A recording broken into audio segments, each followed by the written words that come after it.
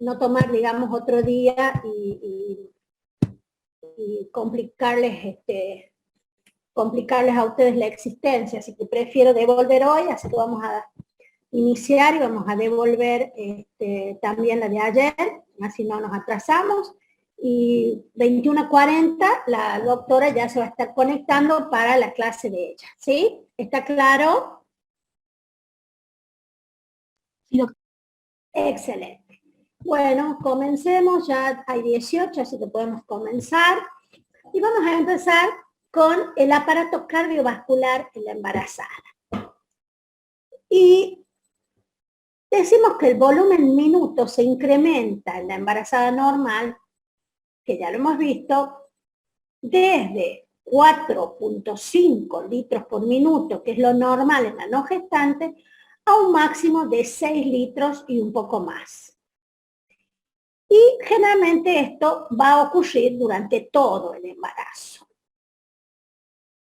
La frecuencia cardíaca en la embarazada, ¿sí?, que se toma en reposo en decúbito lateral izquierdo y sin contracciones, va a sufrir un aumento de 15 a 20 latidos por minuto con respecto a la no gestante. Eso es normal.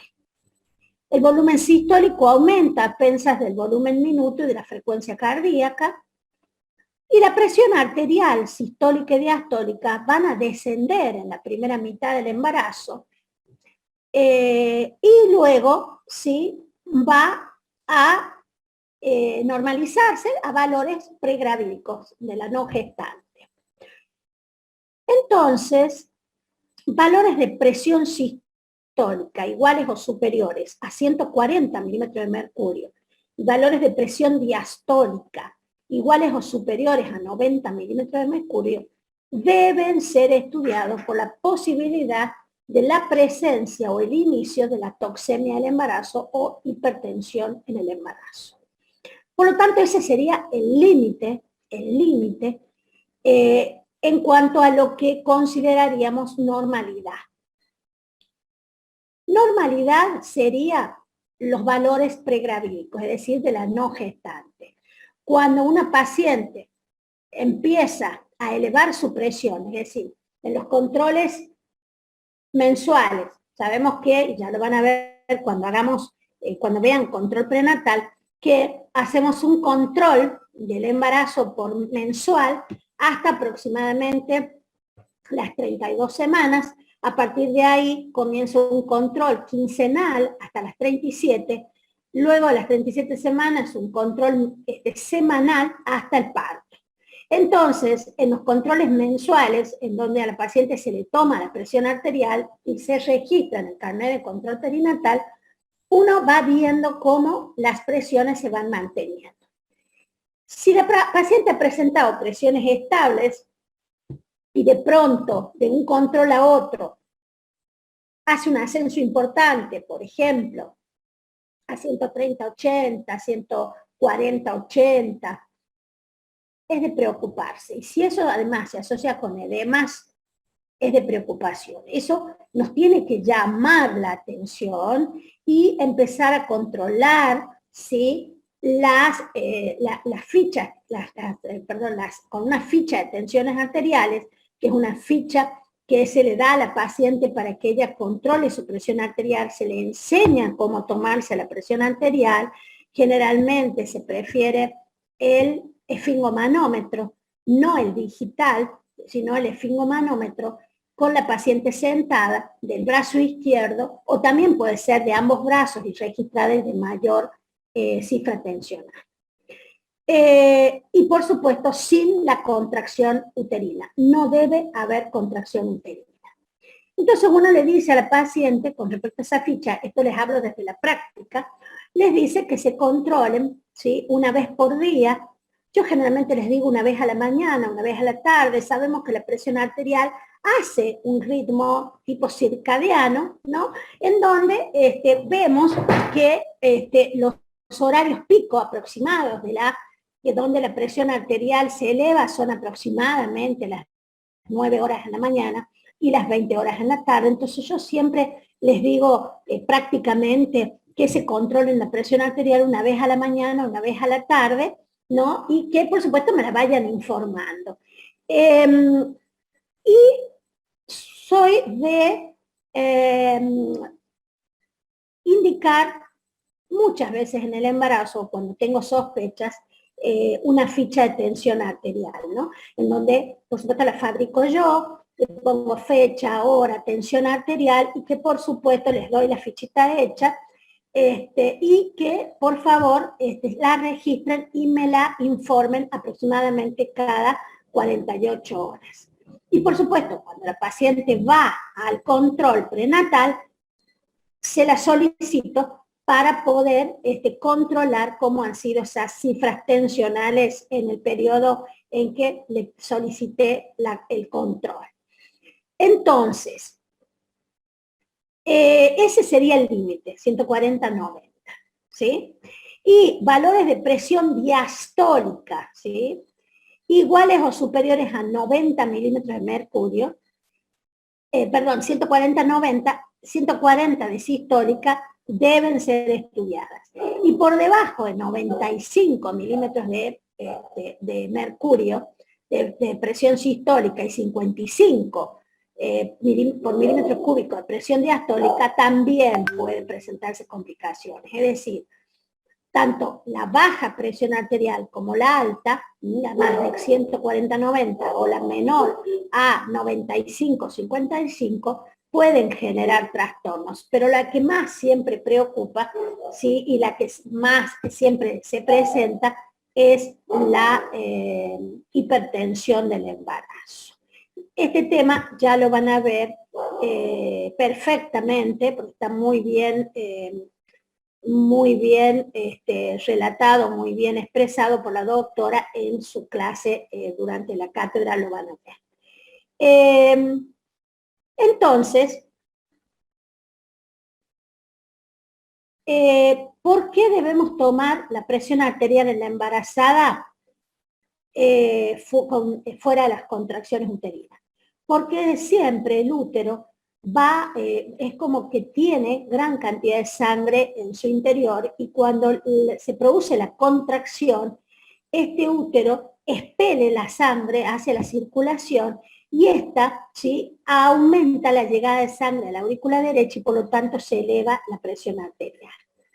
Entonces, con cada contracción, el útero expulsa del útero sangre que aumenta el volumen minuto cardíaco y por lo tanto la presión arterial.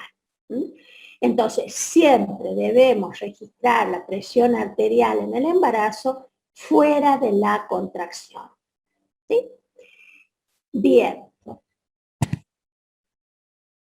Bueno, ahí vemos, entonces se puede registrar la presión del brazo izquierdo luego de haber descansado 5 a 10 minutos del brazo izquierdo, o podemos tomar, medirla en ambos brazos y registrarla de mayor cifra. ¿Sí? Lo que generalmente adoptamos como práctica es sentada, sin contracciones, habiendo descansado entre 5 y 10 minutos, y del brazo izquierdo. Y siempre con el uso del esfingomanómetro, no con el digital, porque van a variar las cifras tensionales de acuerdo a la carga que tenga la batería, de acuerdo a el aparato que la paciente esté usando. Bien, la resistencia periférica al flujo sanguíneo, que se calcula a partir del volumen minuto y la presión arterial media, va a estar disminuida para que llegue la circulación perfectamente. La presión venosa en las venas yugulares, el brazo y la aurícula derecha no se van a modificar en el embarazo. Sin embargo, la presión venosa de los miembros inferiores va a sufrir un incremento importante, y la causa de esto puede ser la compresión mecánica que ejerce el útero a partir de la semana 17 sobre las venas ilíacas y la vena cava inferior, la presión que ejerce la cabeza fetal sobre las venas ilíacas a partir de la semana 32-34, y la constricción que sufre la vena cava al atravesar el hiato diafragmático por la torsión que experimenta el hígado en el embarazo, y que ya lo vamos a ver, y por la obstrucción hidrodinámica producida en la vena cava inferior por el permanente desagüe de una cantidad de sangre importante proveniente del útero. Esta compresión que soportan las venas ilíacas y la vena cava inferior van a producir una disminución del retorno de la sangre venosa al corazón derecho, con la consecuente caída del gasto cardíaco y de la presión arterial sistémica, en especial en la posición de decúbito supino. Es decir, que también es otro de los datos que nosotros le indicamos a la paciente. No a partir de la semana 20-22, la paciente debe adoptar el decúbito lateral izquierdo para evitar lo que se llama el fenómeno de POSE cuando la paciente está en decúbito supino, que en donde el útero comprime a la vena cava y produce, ¿no es cierto?, un estado de, digamos, aumenta la frecuencia cardíaca, la materna, y la paciente le falta el aire. Entonces, el decúbito lateral izquierdo favorece, ¿sí?, favorece la buena llegada de la sangre al corazón derecho y, por supuesto, la oxigenación, y de esta manera también la oxigenación del útero y del feto y de la madre. El aumento de la presión venosa por debajo del útero, por supuesto siempre junto al efecto progestacional, son los responsables de la aparición de las varices, ¿sí?, que se van a localizar en los miembros inferiores, en la vulva y en las paredes vaginales, y también la formación de hemorroides, ¿sí?, es decir, de la inflamación de las venas hemorroidales y el consecuente trastorno que estas producen en la embarazada, y que por supuesto se suma a la constipación de estas mujeres, que provoca, ¿no es cierto?, la producción de estas hemorroides junto con el aumento de la presión venosa por debajo del útero, por la compresión del útero y la cabeza fetal de las venas pelvianas. Entonces, la aparición de las varices, que pueden estar en uno u otros labios mayores, puede incluso estar en la vulva más arriba, pero generalmente afectan los labios mayores, pueden ser unilaterales, bilaterales, pero algunas con mayor cuantía, otras menores, te pueden complicar el parto a la hora de una episiotomía, si es necesario realizar una episiotomía. En los miembros inferiores, ¿sí?, también aparecen, acá las vemos, generalmente en mujeres con predisposición, y que el embarazo aumenta, ¿no?, el riesgo de producción de estas varices. Miren, yo he tenido no me acuerdo cuántas a lo largo de mi vida profesional, pero he tenido pacientes con este tipo de varices, por supuesto, que me generaron mucho miedo, por supuesto, pero gracias a Dios sin complicaciones mayores. Y acá vemos las hemorroides, ¿sí? Las hemorroides, la verdad, son muy molestas para la paciente, muy dolorosas. He tenido el año pasado y he vuelto a tener este año pacientes con hemorroides. De hecho, este año tuve otra complicación, se le produjo a la paciente un absceso hemorroidal que generó una internación, por supuesto, y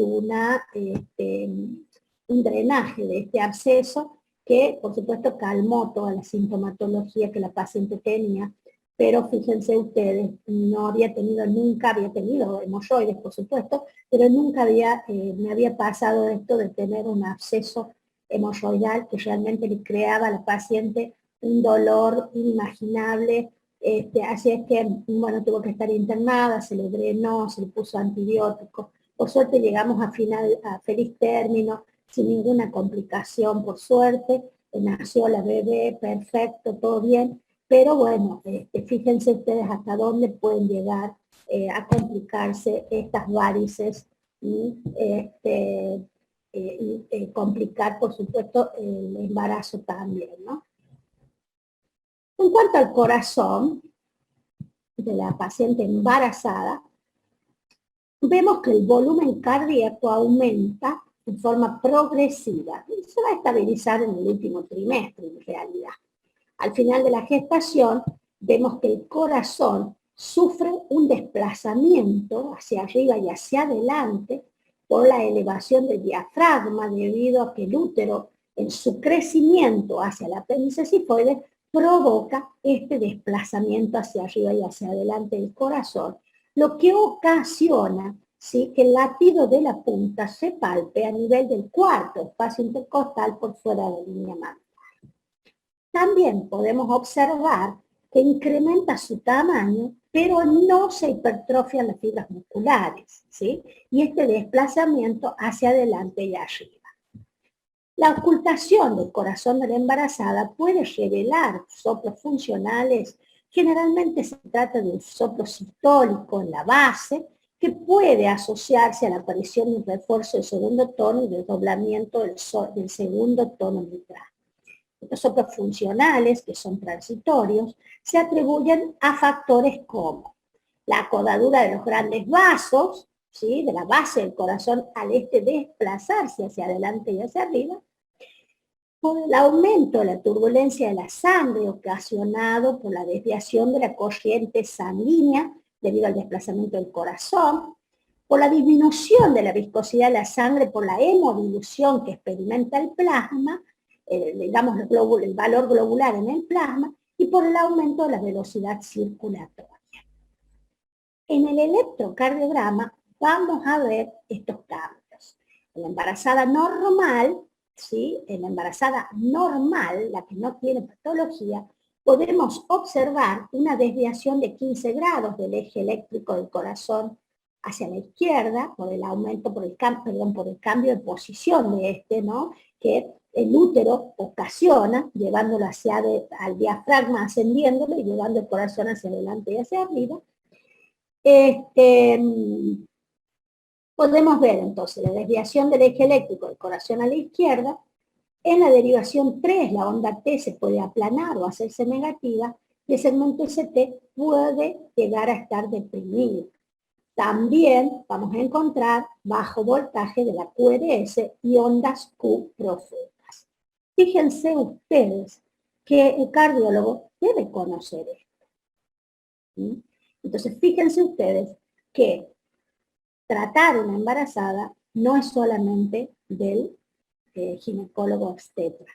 También están las otras especialidades que deben conocer estos datos fisiológicos, ¿eh? Y por eso es que son tan importantes que ustedes conozcan. ¿Qué pasa con el aparato respiratorio de la embarazada? Durante el embarazo vamos a tener un mayor requerimiento de oxígeno determinado que va a llevar a cambios respiratorios significativos, ¿sí?, que generalmente la embarazada, salvo que tenga la embarazada sana, ¿no?, la de la que estamos hablando, el embarazo fisiológico, no va a sentir ningún inconveniente. En el embarazo y luego de la semana 20, aumenta el volumen de minutos respiratorio y por lo tanto la ventilación alveolar. Este incremento generalmente se debe a un mayor volumen corriente, pero con escaso aumento de la frecuencia respiratoria. Escaso. La capacidad vital no se modifica, pero hay redistribución de sus componentes. Es así que la capacidad inspiratoria de esta embarazada sana va a aumentar a expensas de la reserva expiratoria, de manera que el pulmón de la embarazada estará más colapsado al final de la expiración normal. El volumen residual y el volumen pulmonar total estarán reducidos. Durante el embarazo aumenta el consumo de oxígeno en un 20% y la oferta su oferta asciende 65% por el aumento del volumen minutos respiratorios sumado a otros cambios hemodinámicos. Entonces, la embarazada va a tener una hiperventilación leve que puede calificarse como una pseudodisnea. Entonces, ¿cómo va a manifestar esto fisiológico la embarazada? Lo va a manifestar como que se agita. Ella va a decir, antes no me agitaba fuera del embarazo, ahora noto que camino o hago alguna actividad rápida y me agito. Entonces, pero, no trae complicaciones, esto es fisiológico y se presenta en una mujer sin patología.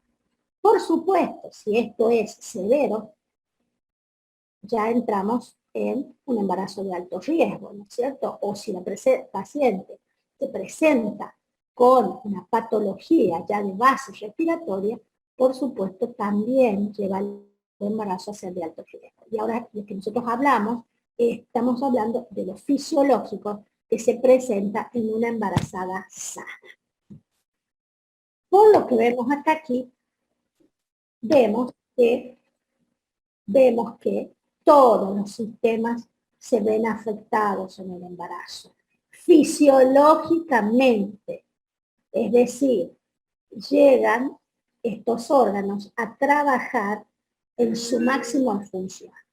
¿Sí? Y por eso es que yo digo que hay una delgada línea entre lo fisiológico y lo patológico. Por eso esa delgada línea hay que respetarla y tener cuidado y no considerar todo fisiológico porque estaría incurriendo en un error. Bien. Con respecto al aparato urinario, también hay varios cambios que debemos conocer. El riñón no va a sufrir en la embarazada cambios en su composición histológica, pero sí funcionalmente, sí habrá cambios funcionales. Vamos a tener un aumento del flujo sanguíneo, que va a estar en 1.400 mililitros por minuto, y del flujo plasmático renal, que va a llegar a los 800 mililitros por minuto. Estos cambios podrían deberse al incremento del volumen minuto cardíaco y el volumen sanguíneo circulante, ¿sí? Tranquilamente. La velocidad de filtración glomerular aumenta a 140 mililitros por minuto, ¿sí? Se cree que este aumento puede deberse a la disminución de la presión oncótica de las proteínas plasmáticas, lo que elevaría la presión efectiva de filtración, o la acción de la somatotrofina coriónica, que por su efecto metabólico aumentaría la función renal, o, bueno, esos dos ítems. La fracción de filtración aumenta también a valores de 0,25 por milímetro por minuto. La filtración de sodio y agua se eleva al principio de la gestación y luego disminuye hasta alcanzar valores por debajo de lo normal. La filtración de glucosa, aminoácidos, yodo y ácido fólico aumenta, y la depuración de urea, creatinina y ácido fólico también aumenta. La función renal variará de acuerdo a la posición que adopte la embarazada. Esto fisiológicamente. Generalmente, la excreción tubular es normal en decúbito lateral, sobre todo el izquierdo, y disminuye en decúbito dorsal. Así que fíjense cómo debemos indicarle a la paciente el decúbito, sobre todo el izquierdo. La velocidad de filtrado glomerular, el flujo plasmático y el sanguíneo renal son menores en decúbito dorsal y de pie que en decúbito lateral. O sea, ¿qué quiere decir con esto? Que la función renal de la embarazada normal, fisiológica, sana, mejora cuando la paciente se encuentra en decúbito lateral, sobre todo izquierdo.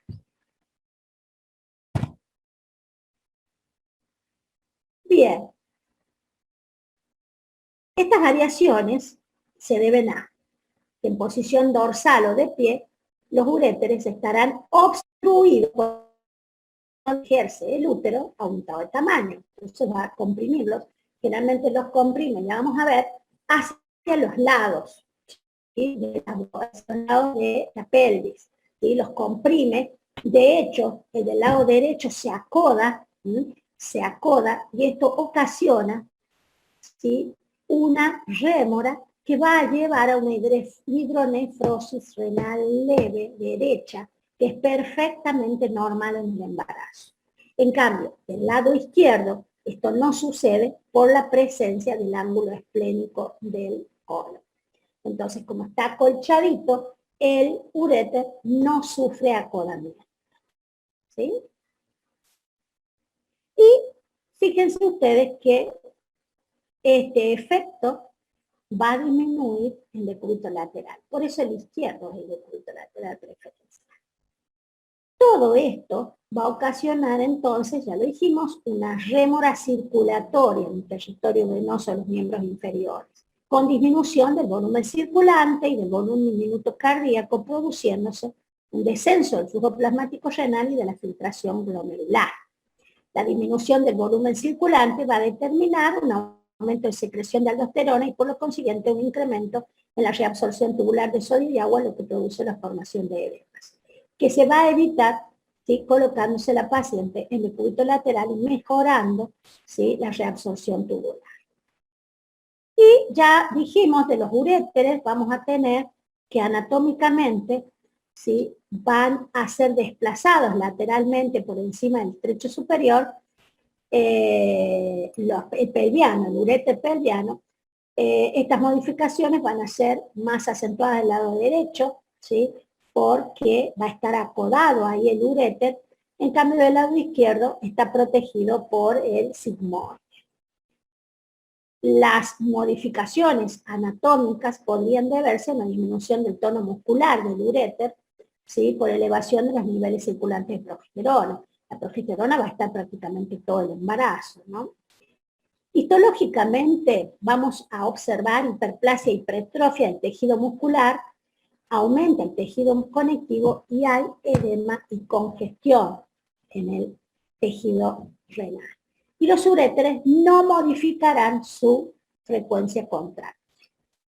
Entonces, debemos indicarle a la paciente el decúbito lateral. Por eso es que la paciente, vamos a ver, también orina más de noche, ¿no?, porque hay mejor filtrado glomerular, ¿no? Vamos a ver la vejiga entonces. Anatómicamente, la vejiga también va a sufrir cambios, sufre elongación y ensanchamiento de la base del trígono. Acuérdense que la vejiga está localizada anatómicamente en la cara anterior del útero, en la cara anterior del útero, es decir, contacta la cara posterior de la vejiga con la cara anterior del útero, y acuérdense que ¿sí?, en su posición en anteversoflexión, es como que está descansando, reposando sobre la cara posterior de la vejiga. Entonces, en el crecimiento del útero, vamos a ver que se va a elongar, se va a ensanchar la base del trígono, encontrándose los meatos ureterales muy separados, congestivos y edematosos. El piso de la vejiga se va a tornar, se va a volver una pronunciada saculación que va a determinar la presencia de orina residual después de la micción, ¿sí? Va a haber orina residual después de la micción. Y acá está otra de las explicaciones, porque uno le dice que tome bastante agua a la embarazada. Es para mantener ese volumen residual constantemente limpio y que no se haga un caldo de cultivo para los gérmenes que ascienden desde la vagina. Va a haber congestión mucosa, submucosa y compresión de la vejiga al final del embarazo por el útero y por la cabeza fetal. La diuresis va a disminuir progresivamente durante todo el embarazo, ¿sí? Y la diuresis nocturna siempre será mayor que la diurna por la posición del decúbito, porque mejora la función renal en la posición de decúbito lateral. Entonces la embarazada va a tener micturia, va a ser frecuente. Cuando la embarazada nos dice que orina mucho de noche, uno lo que le pregunta es, ¿y en el día? No, en el día no, te dice. Es de noche, claro, porque ahí mejora el filtrado glomerular. Es común que la embarazada tenga una proteinuria, ¿sí?, normalmente. El riñón filtra proteínas hasta aproximadamente normal 0,5 gramos por litro en una orina 24 horas. Eso es lo normal, ¿sí? Aumentan también en ella los aminoácidos, la creatinina y la urobilina, la orina, Y en el 2 al 10% de las embarazadas vamos a observar una bacteriuria asintomática de más de 100.000 unidades formadoras de colonia por mililitro de orina de un solo uropatógeno, que esto por mililitro de orina que se ha dado a llamar bacteriuria asintomática, es decir, presencia de bacterias en el tracto urinario en ausencia de síntomas. ¿Mm? Perfecto. ¿Hasta acá se ha entendido? Sí, doctor. Sí, doctor. Profe, Excelente. Disculpe, ¿en qué caso se da progesterona? Por ejemplo, cuando hay alguna pérdida o alguna amenaza de aborto, ¿se puede dar Sí, así es. artificial? Sí, así es. Siempre damos progesterona. La progesterona, acuérdense que naturalmente es producida los primeros 3 meses, en realidad hasta las 17 semanas aproximadamente, en que la placenta comienza a, por ella misma, secretar estas hormonas, lo hace el cuerpo lúteo. Entonces, cuando hay una amenaza de aborto en los embarazos precoces, uno puede sopensar, y de hecho es así, que hay una falla progestacional, hay una falta, un déficit de secreción de progesterona por parte del cuerpo lúteo, entonces ahí le indica progesterona a la paciente. Es una práctica frecuente en la obstetricia, es una práctica frecuente. ¿Sí? ¿Cómo sabemos nosotros si está alta o está baja? Por la amenaza de aborto. Por Se ejemplo, cree ¿tiene alguna pérdida?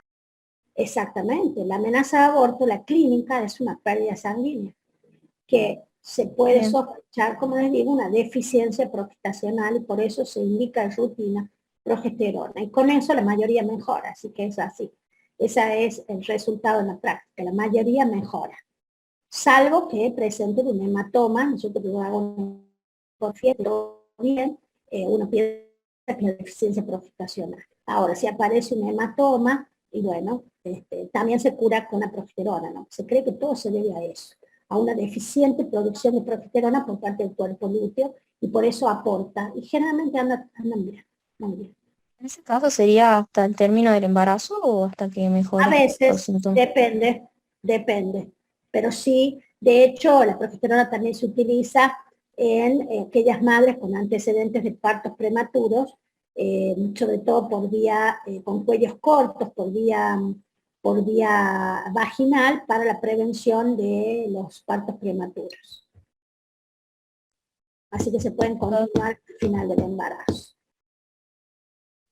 Gracias, doctor. No, por favor. Bien, y vamos a comenzar con el aparato digestivo. El aparato digestivo, yo creo que aquí asientan los cambios más frecuentes en cuanto a consultas por la embarazada, ¿no? Me parece que es lo que más le preocupa a la embarazada, son estos cambios en el aparato digestivo que son importantes para ella, porque no puede ingerir alimentos. Yo creo que son los que tienen a veces mayor consulta. Y vamos a ver que durante el embarazo, el aparato digestivo va a tener modificaciones morfológicas y en sus divisiones bastante frecuentes. Y vamos a ver que desde la cavidad oral hasta el ano prácticamente, este aparato digestivo va a tener cambios significativos.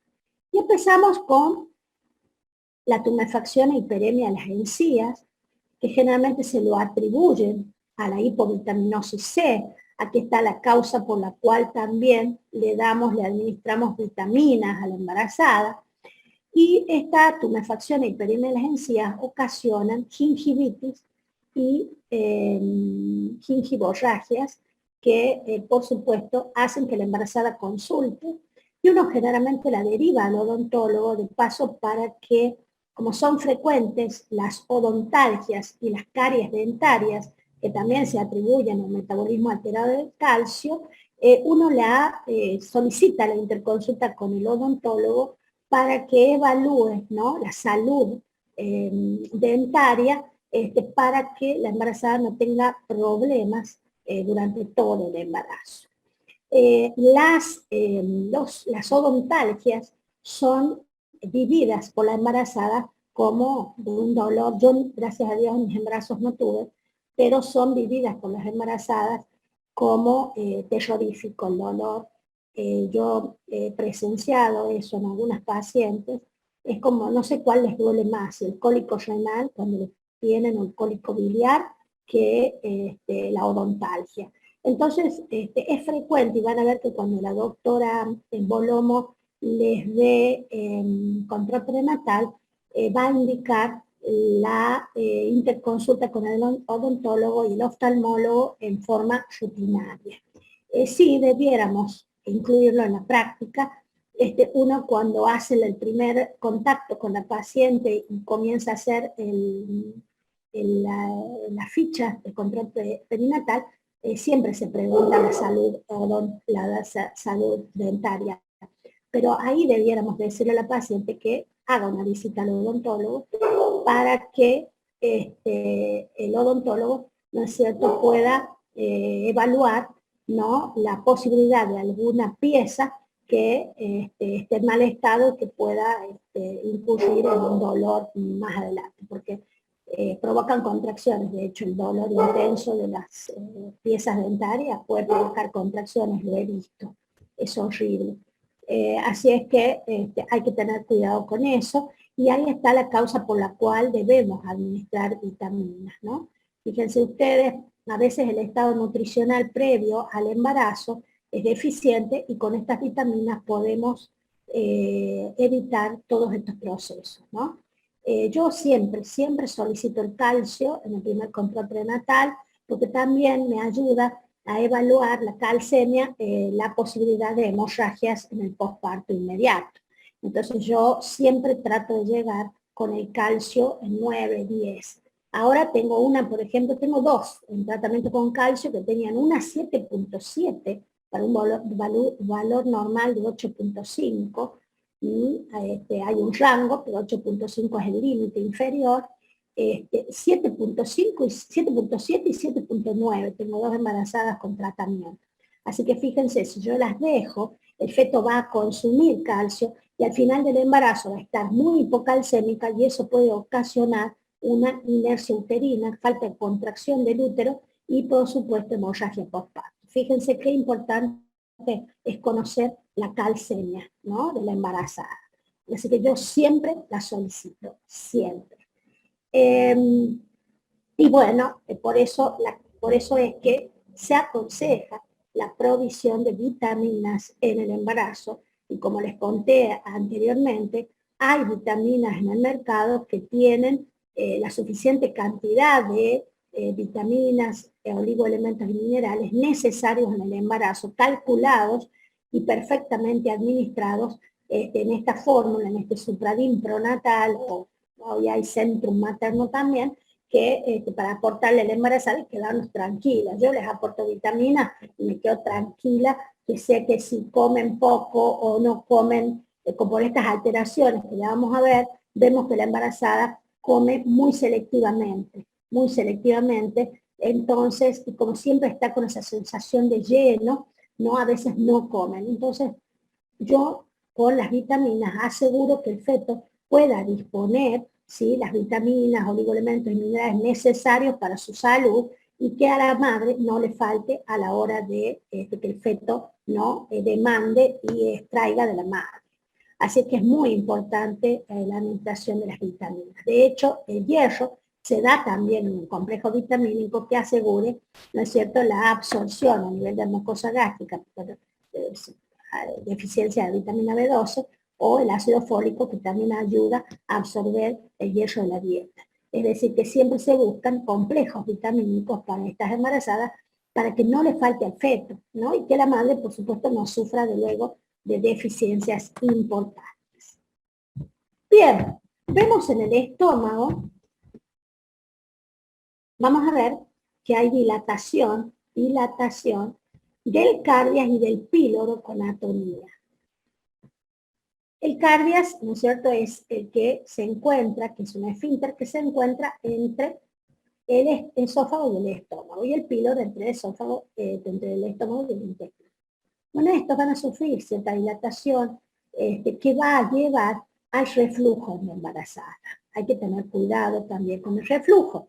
Entonces, yo que les digo siempre a las embarazadas que, por supuesto, se alimenten tempranamente en la noche para que no se acuesten recién comidas, sino que tengan un tiempo para hacer digestión por el hecho de este fenómeno, ¿no? De que pueden dormirse profundamente y tener reflujo y no saber. Entonces es importante que la embarazada no se acueste hasta que no haya hecho algo de digestión por este efecto. El intestino, por el desplazamiento, por supuesto, que lleva aparejado el crecimiento uterino, ¿no? Vamos a ver que será rechazado hacia el diafragma, es decir, va a ser llevado hacia el diafragma, lo cual va a ocasionar modificaciones topográficas, ¿no? Especialmente en el apéndice y en el ciego, y esto va a conllevar dificultades diagnósticas en el caso de una apendicitis. Es decir que una vez que el útero comienza su crecimiento, alrededor del cuarto mes en adelante, ya que ocupa la cavidad abdominal, a eso me refiero, hay que tener mucho cuidado con los síntomas porque se puede estar enmascarando una apendicitis. Me pasó, por eso le digo, me pasó no hace mucho tiempo, ahora está embarazada de nuevo, la chica está, de hace 2 años y ahora está embarazada nuevamente. Prácticamente hizo una peritonitis. Esta chica hizo una diabetes gestacional después de las 28 semanas, ¿no? Hizo una diabetes gestacional y ella refería dolor abdominal que eran contracciones. Entonces yo la interné en 2 oportunidades y es muy complejo tratar una amenaza de parto prematuro en una paciente con diabetes gestacional. ¿Por qué? Porque los medicamentos más comunes que tenemos son hiperglucemiantes y, por supuesto, la maduración pulmonar fetal debe hacerse de cierta manera que tampoco aumente la glucemia en la sangre. Entonces era muy difícil medicar, ¿no? El dolor era tipo contracción. La cuestión es que cuando la interno la segunda vez ya tenía 35 semanas, y bueno, el dolor continuaba, así que decido la interrupción del embarazo. Cuando entramos, apenas entramos a la cavidad abdominal, ¡pus! Hicimos una EPI, una inflamatoria pélvica, sacamos el feto, hicimos la histerorragia, y cuando empezamos a hacer semiología, nos damos con el apéndice y el plastrón y la pus. Así que había hecho una peritonitis, eso era el dolor, y estaba todo enmascarado por esto, ¿sí? Por estos desplazamientos, ¿sí? Que se ocasionan fisiológicamente hablando y que pueden enmascarar. De hecho, hace unos años, ya bastantes años, yo diría que como no sé, más de 5 años seguro, 4 años, no, más de 10 años, también me pasó una embarazada de 14 semanas, la veo, le hago el control, a los 4 días de nuevo la paciente, digo, ¿qué pasó? Y la veo que venía tomándose el abdomen. Uy, dije yo, una amenaza, pero supuestamente según yo estaba todo bien, el control anterior. Cuando la examino, el dolor era el típico porque era 14 semanas, o sea, no era todavía el cuarto mes de embarazo. Y el dolor era el típico. Entonces me di cuenta, le digo, mira, si esto no es una apendicitis, o sea, el contraste, ¿no? En un embarazo pequeño. La mandé al cirujano y como a las 9 de la noche me avisan que la estaban entrando a operar. 14 semanas. Ahí todavía el dolor era el típico apendicular, y por eso pude diagnosticarlo, ¿no? Pero después de las 18, 19, 20 semanas ya la cosa es más difícil porque ya el útero a las 14 semanas, si bien es cierto que ya empieza a salir un poquito de la pelvis menor, la mayor parte del útero está intrapélvico, pero después de las 20 semanas ya es abdominal. Entonces desplaza, ¿sí? Desplaza el intestino y ocasiona estos errores diagnósticos, ¿no? Bien. La mucosa rectal es roja oscura, con la acentuación de los pliegues de la mucosa, y frecuentes son las hemorroides, que ya lo hemos hemos hablado de ellas. En la embarazada generalmente hay constipación por un éxtasis intestinal, por dilatación y paresia, y eso es lo que la mayoría puede llegar a referir. Digamos que aquellas mujeres en que aparecen las hemorroides son aquellas mujeres que previo al embarazo han sido también constipadas, que tienen el antecedente de constipación. De hecho, la administración de hierro a veces las constipa un poco, pero generalmente sucede en mujeres previamente constipadas, en el embarazo van a hacerlo aún más, por todas estas cuestiones fisiológicas que aparecen en el embarazo. ¿Me permiten un minutito que me hablan del quirófano? Hola. Sí, sí, Nati. No, la activé yo, no te preocupes, la activé yo que estaba, porque estaba cargándolo al celular y fue un error y la activé yo, por eso ahí nomás lo apagué, así que quédate tranquila que no es nada. Gracias por llamar, gracias por llamar, pero no, me hubiera ido hasta ahí, no, hubiera seguido insistiendo. Bueno, gracias por llamar, gracias, chao. Muy bien. Perfecto, continuamos. Uno cuando lo llaman del quirófano, del lugar donde trabaja, y entra con cierta cosita. Pero fue un error mío, lo activé yo al teléfono sin, porque como es con touch, uno por ahí se confunde. Fue un error mío. Bien, los hábitos alimentarios de la embarazada cambian. La embarazada sufre como una relajación con respecto a los hábitos alimentarios, como generalmente todo el mundo le dice que tiene que comer porque es beneficio para el feto, para la salud fetal. La embarazada se libera de todos los temas que tiene con la alimentación, ¿no? Entonces, cambia sus hábitos alimentarios, generalmente cualitativamente, porque cambian, ya vamos a ver, todo lo que es la mucosa oral, tiene la mucosa bucal, todo lo que son las papilas gustativas cambian. Entonces, comidas que no les gustaban fuera del embarazo, ahora les gustan, o al revés, y también sienten determinado deseo imperioso a comer algunos alimentos, que eso lo llamamos antojos. Yo lo experimenté, o sea que existen estos antojos que son debidos a los cambios en la mucosa, ¿no? Y en el gusto que hay, que es, ya vamos a ver, para todos los gustos hay cambios, entonces uno ya no, el sabor es diferente al de la embarazada. Yo recuerdo en mi primer embarazo, loca de la sandía y de la Sindor, la leche chocolatada. Vivía, coleccionaba las botellas de Sindor y la sandía. Llegué a comer tanto un día que después no volví a comer nunca más fuera del embarazo. Hasta el día de hoy no como sandía.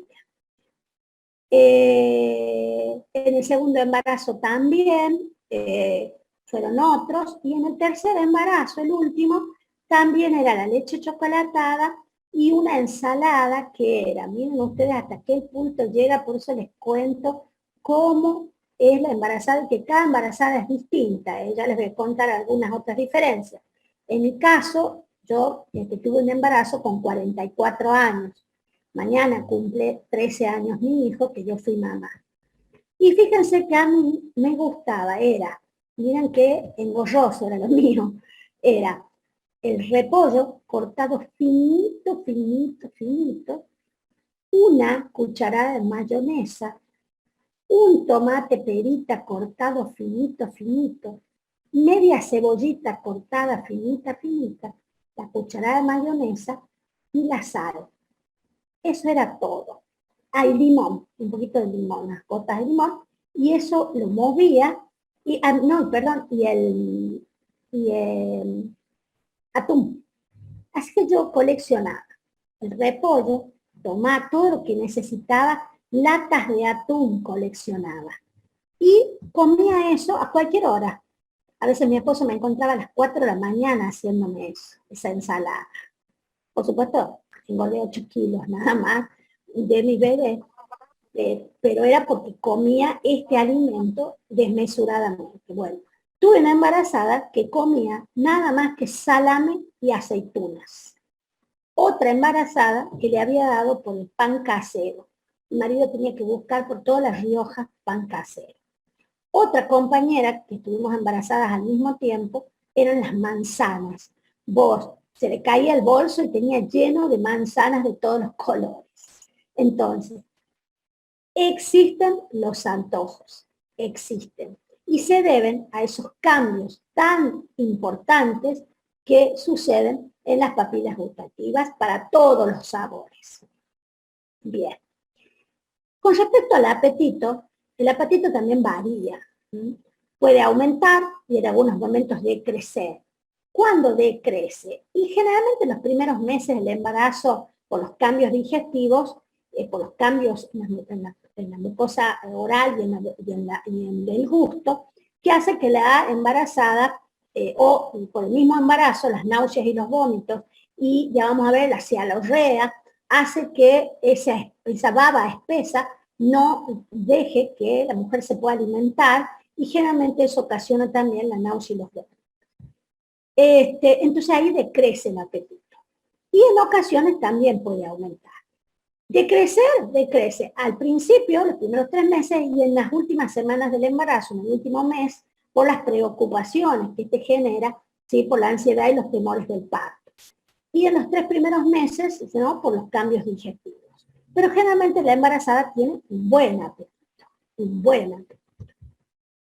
Las náuseas y los vómitos, que son, yo diría, los síntomas más característicos del embarazo, ¿sí? Pueden aparecer generalmente en la mañana, a los que llamamos pituitas, generalmente generados por esa baba espesa que les digo, la cialorrea, y ocurren generalmente en los primeros 3 meses del embarazo. Cuando pasan de los 3 meses, que son los fisiológicos, donde la paciente por la cantidad de hormona del embarazo que tiene, que ocasiona estos cambios, y además que si has aceptado o no el embarazo, puede ocasionar estas náuseas y estos vómitos que muchas mujeres tienen, pero algunas tienen náuseas solas y algunas náuseas y vómitos. Pero si perduran después de los 3 meses, hay que, la verdad, estudiar, ¿no es cierto?, el aparato digestivo, sobre todo la vesícula, para ver si no hay una causa orgánica, ¿verdad?, que no se haya detectado previo al embarazo. Y estos hasta los 3 meses generalmente se deben por los trastornos neurosimpáticos y psíquicos de la gravidez. Por eso les digo, lo que genera la hormona del embarazo y que genera la aceptación o no del embarazo. Y bueno, la cialorrea, ¿sí?, o el tialismo, a veces con intensidad también pueden ocasionar náuseas y vómitos. De la cialorrea, esa baba espesa, amarga, parece hiel, así lo refieren las pacientes, y vemos en las pacientes con hiperemesis gravídica, un cuadro metabólico serio que puede llevar a la paciente a la alteración, de hecho hasta encefálico del sistema nervioso central, tienen este tipo de baba espesa, que le llamo yo, que es la cialorrea, que generalmente les induce la náusea y el vómito y no les permite alimentarse. Bien. ¿Qué pasa con el hígado? El hígado, a partir de la segunda mitad del embarazo, aproximadamente, como les digo, después de las 20 semanas, se ve rechazado por el útero hacia el diafragma y además se rota ligeramente hacia la derecha para permitir el paso del útero, el fondo uterino. Así que fíjense ustedes, ¿no? Hay que darle lugar al útero para su llegada, ¿no es cierto?, al apéndice sifoides. Los cambios histológicos que se pueden presentar no son específicos del embarazo y solo van a representar la sobreactividad funcional a la cual está sometido el órgano. Es fisiológico y que se desplace levemente hacia la derecha hasta es por, ¿no es cierto?, el desplazamiento del fondo uterino, ¿no?, en su camino hacia la apéndice sifoides y al término del embarazo. ¿Qué pasa con la vesícula biliar? La vesícula biliar presenta normalmente, fisiológicamente, atonía y distensión, ¿sí? También el esfínter de Oddi se va a ver con espasmo, y esto va a ocasionar una dificultad para expulsar la bilis y la tendencia a la litiasis biliar.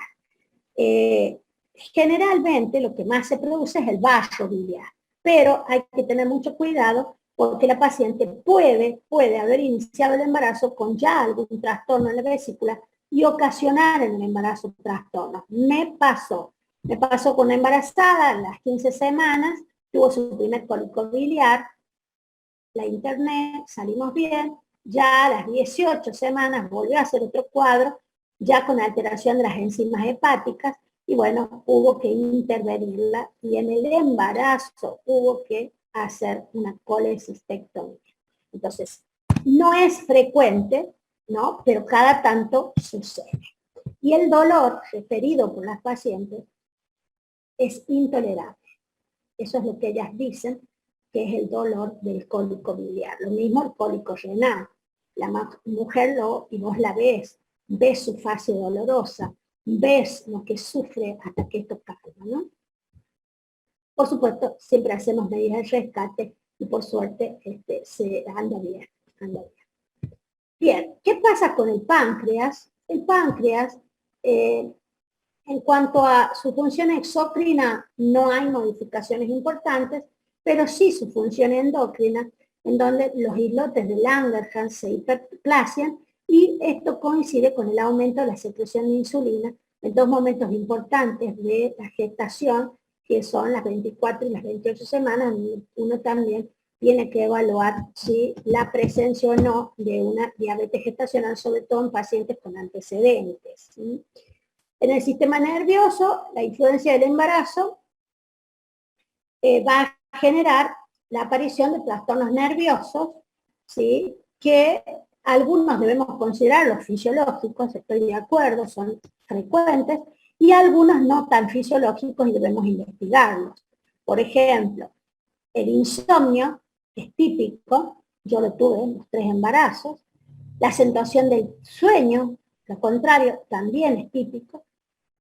Las neuralgias, yo no las considero típicas, hay que tener cuidado con las neuralgias, pueden estar indicando algún tipo de patología. Las cefaleas, lo mismo, hay que tener cuidado con la hipertensión. Las odontalgias, dijimos que son frecuentes, pero hay que tener también cuidado, pero son frecuentes las odontalgias. La ciatalgia suele ser frecuente en pacientes con antecedentes.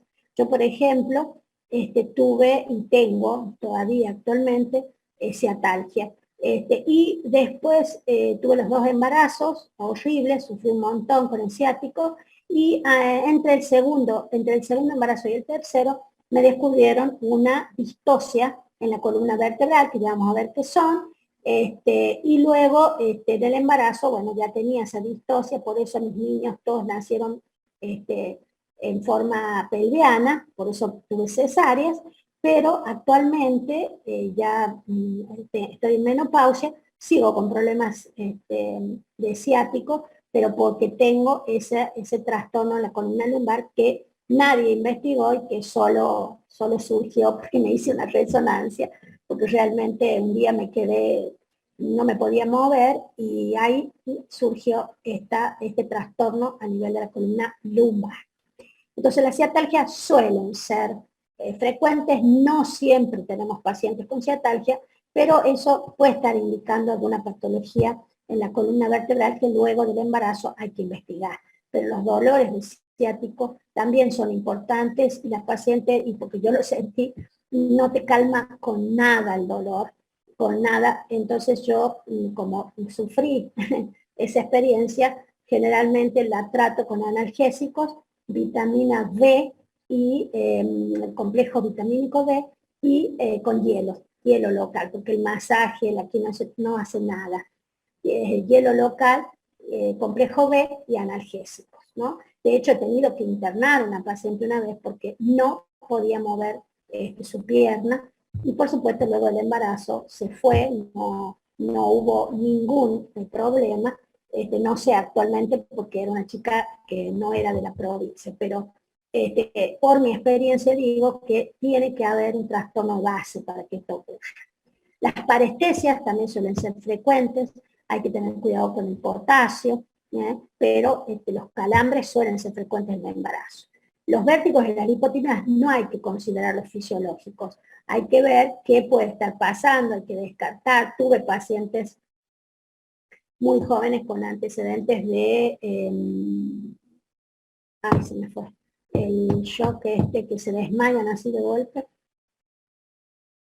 Bueno, nunca me acuerdo, no. Pero hay que tener cuidado con esto, hay que tener cuidado, no considerar todo fisiológico, porque les acabo de decir que hay una delgada línea, ¿no?, que separa lo fisiológico de lo patológico en el embarazo. Por lo tanto, no podemos considerar a todo fisiológico porque estaríamos incurriendo en un error. El sistema neurovegetativo, vamos a ver que puede haber trastornos vagotónicos transitorios, que, como les digo, algunos pueden ser fisiológicos o podemos considerar fisiológicos y a otros no, porque pueden estar enmascarando patologías, como es, por ejemplo, las bradicardias. No pueden ser fisiológicas. Las arritmias respiratorias. La hipotensión sí, sabemos que lo es en los primeros 3 meses y después se estabiliza la presión.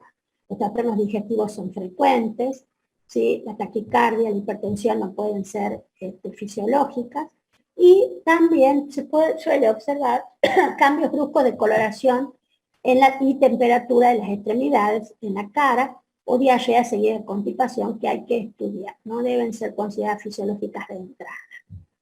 En cuanto a las modificaciones psíquicas, vamos a ver que la embarazada sufre cambios de humor. Generalmente en el carácter, ¿sí?, en la que van a influir, ¿sí?, otros cambios, como son, por ejemplo, en los deseos maternales, ¿no?, los deseos de embarazo, el amor, la salud, lo social, la familia, van a influir, en la aparición de estos trastornos. Va a influir la mochila que la paciente traiga. Síncope, perfecto, excelente, que respondió. Gracias, nunca me acuerdo la palabra, ¿no? El síncope. Entonces hay que tener cuidado con esos temas e investigarlos, porque acuérdense que tenemos 2 vidas acá. Con respecto al encefalograma, aún en las mujeres sanas y con un embarazo totalmente normal, que es lo que nosotros estamos viendo, el trazado del electroencefalograma se puede alterar presentando modificaciones similares a las que se observan en una epilepsia. Así que fíjense ustedes que el neurólogo también debe conocer esto. En cuanto a los órganos de los sentidos, ya hemos dicho algunas palabras de esto. Rara vez se producen alteraciones en la vista, por ejemplo, y si aparecen en el embarazo suelen ser patológicos. De hecho, a veces también cuando la paciente refiere cefalea, hay que investigar si usaba anteojos o no. Por eso se plantea en el control prenatal la interconsulta también con el oftalmólogo, para evitar, ¿no es cierto?, que que sea la causa de una cefalea. Con frecuencia también puede haber agudeza auditiva, ¿sí?, o trastornos de agravación de los trastornos preexistentes, y generalmente es por esclerosis del tímpano y depósitos calcáreos, pero nadie a esta altura de mi vida profesional me ha referido que tiene alguna dificultad en el oído. Sí, con respecto a la vista. La sensibilidad gustativa se altera para todos los sabores, y ya lo hemos visto cuando vimos aparato digestivo. Y también hay una hipersensibilidad al rechazo de determinados olores. Es decir, hay olores que hacen que la paciente presente náuseas y vómitos. No los toleran. Puede ser el perfume del marido, puede ser el olor al huevo frito, a ciertas comidas, que ocasionan que la paciente tenga náuseas y vómitos. ¿no? Y también esta hipersensibilidad puede alternar con disminución del olfato por congestión y tumefacción de la mucosa, que tengo una paciente que operé hace poco también, es el segundo embarazo que le llevo. En el primero, ella tiene también el tabique desviado y la mucosa, si en el embarazo se altera, y la paciente le cuesta respirar durante el embarazo, ¿sí?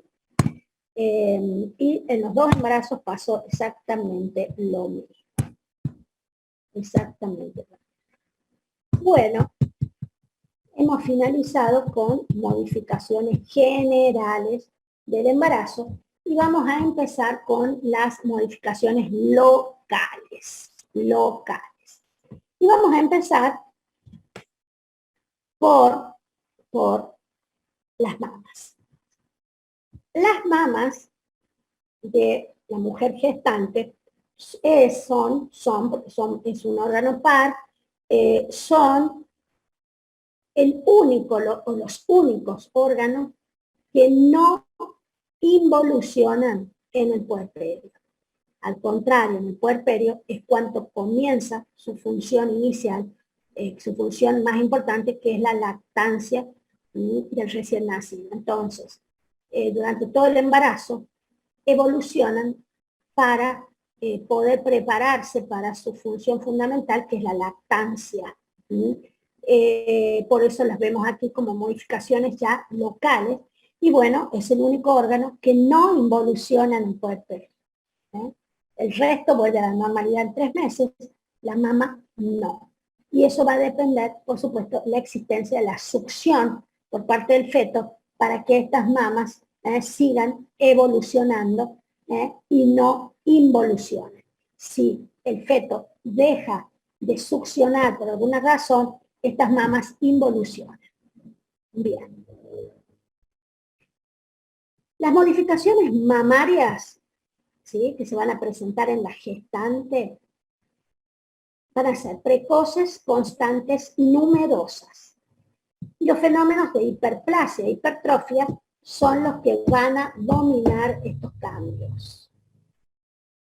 Va a haber aumento de la glándula mamaria, aumento del tejido adiposo, que va a hacer que esta mama tenga mayor tamaño, va a haber hiperemia, inhibición líquida del tejido intersticial, la consistencia de la mama va a disminuir, se van a hacer péndulas en la multigesta porque el peso de estos cambios va a hacer que la mama se caiga por efecto de la gravedad. Entonces en la gestante multípara se hacen péndulas, ¿sí? Y pueden aparecer grietas en la mama, grietas como estrías por hiperdistensión de la piel. Va a haber mayor sensibilidad de la mama y también, sobre todo los primeros meses, y también capacidad eréctil del pezón. Va a haber aumento de la pigmentación areolar, ¿sí? La areola se torna oscura, ya la vamos a ver, y va a haber también la aparición de la red venosa de Haller, que es una red pequeña subdérmica que va a tomar a toda la mama, que es la creación de los nuevos vasos, ¿no es cierto?, que van a irrigar a los nuevos tejidos formados, ¿no? También van a aparecer los tubérculos de Montgomery o de Morgagni en la areola primaria. Acá los vemos, la paciente los puede vivir como granitos, que me han consultado pocas veces, pero me han consultado, y estos son los tubérculos de Morgagni o Montgomery, que son aproximadamente entre 15 y 20, siendo estas glándulas sudoríparas accesorias rudimentarias, es decir, que fisiológicamente aparecen en la mujer embarazada. Funcionalmente, en la mama se va a presentar la secreción de calostro, que ya lo vamos a ver, que es un líquido incoloro, ceroso, de aparición precoz, y que persiste hasta el 3er o 4.er día del puerperio, cuando es sustituido por la leche. Y por supuesto, también exagerada su producción una vez que el feto comienza a succionar. Este es el verdadero calostro, generalmente comienza siendo transparente y luego se torna así aunque generalmente esto aparece más en los fetos prematuros, parece que el organismo produce cantidades importantes de grasa para proteger al feto prematuro. Lo he visto, esa coloración naranja lo he visto muy pocas veces. Entonces, resumiendo los cambios. Sensibilidad y parestesias mamarias, aumento del tamaño, la red venosa de Haller, los pezones más grandes, más pigmentados, más eréctiles, el calostro, las areolas más anchas y pigmentadas y la aparición de las glándulas de Montgomery. Acá vemos en esta figura una paciente no embarazada y vemos una areola y un pezón claros, sin ninguna hipertrofia, nada. Y vamos viendo al principio del embarazo, en los primeros meses y en los últimos meses, cómo esta areola crece, el pezón crece y todo se torna hiperpigmentado. Bien. Aquí vemos en esta ecografía ese tinte azulado, es por la red venosa de Haller,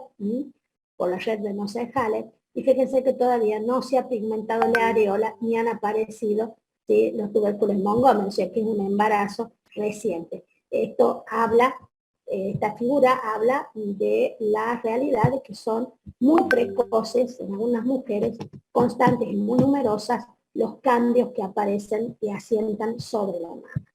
Las modificaciones anatomofuncionales son gobernadas por el sistema endocrino.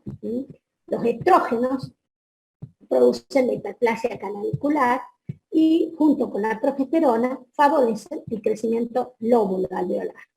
Y en el desarrollo mamario también participa la adenohipófisis, la adenocorticotrofina, la somatotrofina coriónica, la prolactina y las hormonas de la corteza suprarrenal. O sea que fíjense que es endocrino las modificaciones, ¿no? Y que tienen que ver con la succión por parte del feto. No hay succión, no hay lactancia. Bien. Perfecto. La pared abdominal.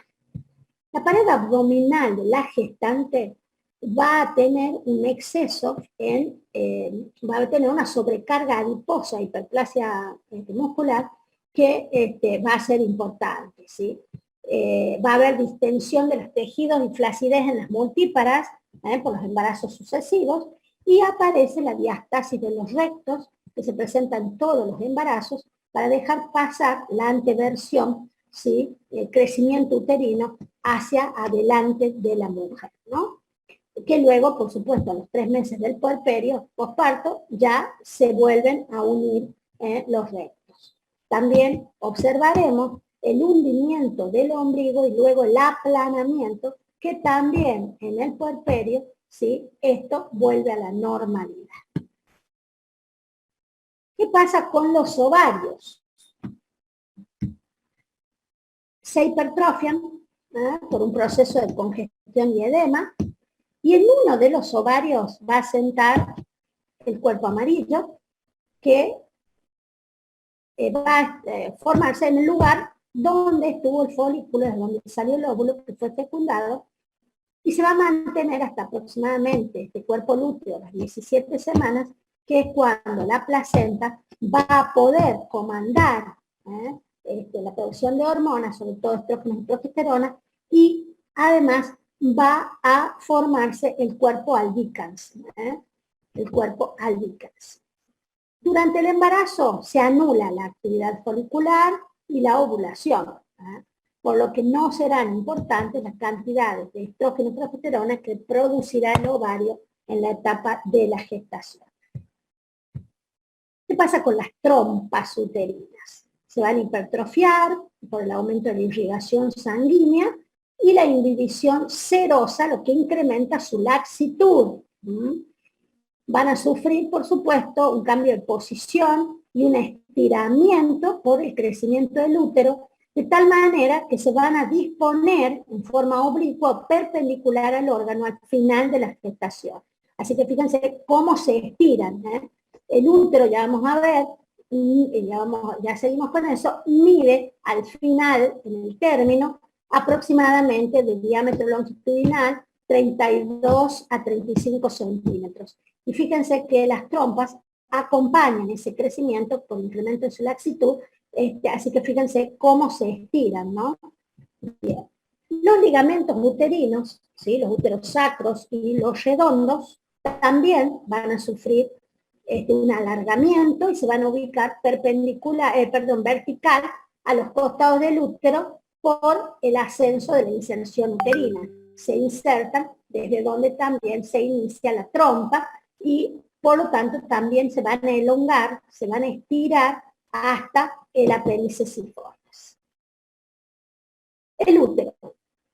El útero, principal órgano, ¿no es cierto?, en la gestación, que contiene el producto de la concepción, y aquí van a sentar los principales cambios del aparato genital. En el cuerpo del útero también van a predominar los fenómenos de hiperplasia e hipertrofia. Las modificaciones anatómicas serán, en cuanto al volumen, pesará 1 kilo al término el útero, va a medir entre 32 y 35 centímetros de altura al término, y va a tener un espesor de 3 centímetros al término. Va a cambiar de forma, básicamente son 3 formas en las que puede llegar a tener el útero: la forma piriforme, fuera del embarazo, no gestante, luego la forma globulosa y por último la forma ovoide. El miometrio se hiperplasia y se hipertrofia, sufre cambios hormonales llamados residuales y se transforma en caduca en toda su extensión. La elasticidad aumenta, la sensibilidad del útero es mínima, y la irritabilidad y la excitabilidad van a determinar lo que llamamos contracciones uterinas, que ya vamos a estudiar. La retractibilidad es otra de las cualidades que tiene el útero durante la gestación y se pondrá en funcionamiento luego de la expulsión del feto, en el alumbramiento y en el comienzo del puerperio. Y luego va a involucionar lentamente hasta regresar a su estado primitivo. Esto es que cuando llegamos al término de la gestación, el útero mide entre 32 y 35 centímetros de altura, aproximadamente, puede medir más. Porque va a depender, ¿no es cierto?, del tamaño, por supuesto, materno y del tamaño fetal. Por supuesto, y del número de fetos. Entonces, una vez que se produce el nacimiento, vemos que el útero se retrae al ombligo, inmediatamente al ombligo. Y a partir de ahí, ¿sí?, disminuye 2 centímetros, ¿sí?, hasta llegar a ser intrapélvico nuevamente, y regresar a su estado primitivo. Entonces, vamos ahora a ver este órgano que se llama segmento inferior. ¿Qué es el segmento inferior? Es la zona intermedia entre el cuerpo uterino y el cuello. Acá lo estamos viendo en celeste. En celeste. Que normalmente se llama istmo en la mujer no gestante. Es milimétrico y es como la bisagra entre el cuerpo y el útero. ¿Sí? Ya hemos dicho que el útero y el cuerpo tenían un ángulo entre ellos, no son longitudinales, sino que tienen un ángulo entre ellos de 90 y 110 grados abiertos adelante. Eso hace que el útero tenga una anteversión, ¿sí?, hacia delante de la mujer. El segmento inferior entonces comienza a formarse tempranamente en el embarazo con el crecimiento del cuerpo uterino. El cuello no puede elongarse, entonces crece el cuerpo uterino a partir del segmento inferior. La formación del segmento inferior, entonces se empieza a estirar el útero, ¿sí?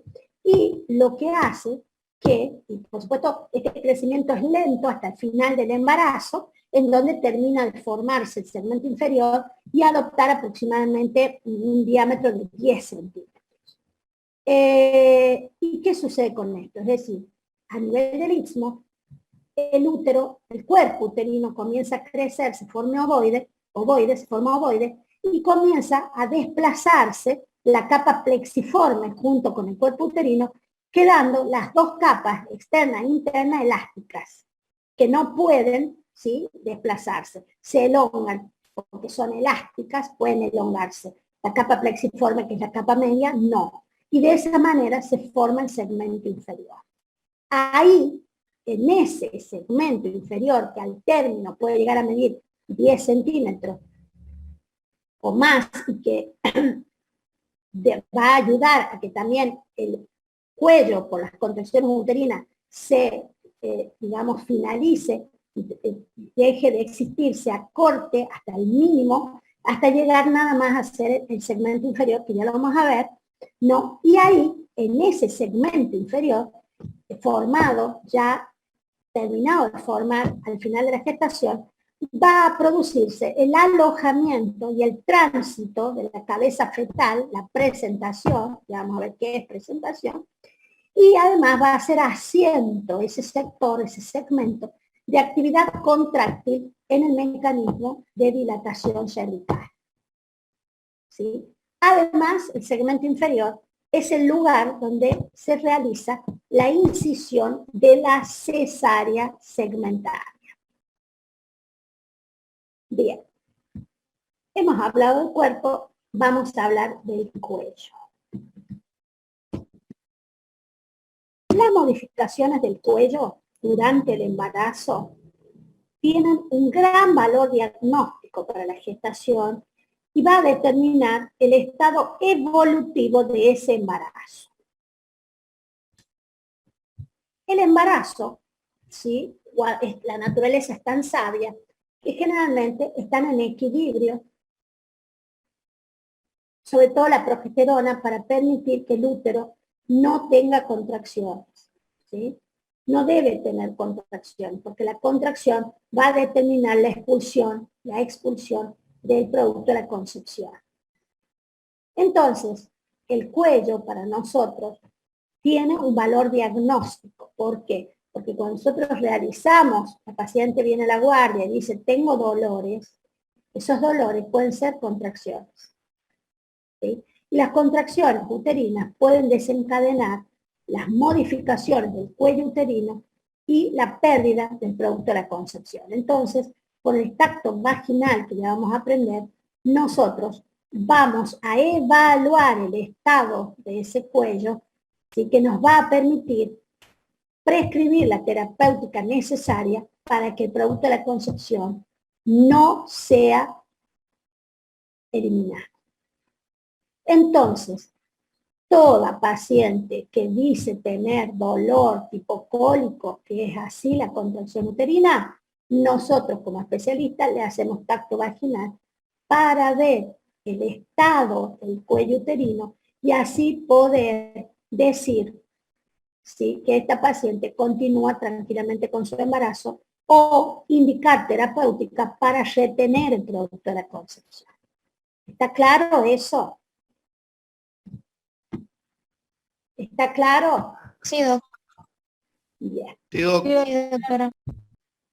Perfecto. Vamos a dejar acá, los voy a dejar para que descansen media horita. Mañana recuperamos, el lunes, vamos a recuperar la media hora que nos falta para que puedan iniciar con la doctora la clase a las 21:40. ¿Les parece? Bien, doctora. Sí, doc, yo tengo Doctora. dudas. Dígame, escucho. Vio que usted hablaba sobre el tema de la menstruación en las mujeres, obviamente por el ciclo ya no ovulan. No, ¿Qué tan cierto es la falsa menstruación que se produce al principio? Algunas chicas dicen que tiene que ver, tuvieron, son sí, muy pocas, contaditas con los dedos, y eso tiene que ver con la implantación. La implantación puede producir un sangrado y ser interpretado como un sangrado normal, y no serlo, no son sangrados normales. ¿Se entiende? sí, se entiende, Bien. doc. Y otra duda sobre el tema de generalidades. Usted hablaba sobre el tema de la dieta. Tienen que tener una buena dieta. ¿Qué pasa con las mujeres que tienen un bypass gástrico y se embarazan, por ejemplo? Damos vitaminas todo el embarazo. Y, por supuesto, van a una nutricionista para adecuar su dieta al embarazo. Cambia su dieta. ¿La ¿Sí? interconsulta con la nutricionista se la hace desde el principio? Desde el inicio, en esas mujeres. He tenido varias. y hemos llegado a venir término con fetos totalmente normales, de buen crecimiento, pero deben cambiar su dieta. Y la nutricionista es la que regula eso para hacerlo más importante en el embarazo. Y aumentan de peso, ¿eh? No aumentan exageradamente, pero aumentan en el embarazo. Bien, Doc. Y con respecto a las complicaciones que hablaba usted sobre los hemorroides, ¿recomienda después operarlas por si se vuelven a embarazar o no recomienda? Fuera del embarazo, pero generalmente los 3 Sí, meses sí, ya, obvio, fuera del embarazo. pero los 3 meses ya no existen, no están más. ¿Por qué? Porque Bien, Doc. dejó, claro, el estímulo, que es la cabeza fetal comprimiendo las venas pelvianas, ya no está, entonces mejora la función venosa y ya no existen. Bien, Doc. Gracias. Chao. Chao, Chao, que profe. tenga buena noche. Chao, doctora. Que tenga buenas noches. Mañana hacemos el lunes hacemos la media hora que nos falta ahora, ¿eh? Bien, doctora. Bueno, Chao. profe. Buen Tenga fin.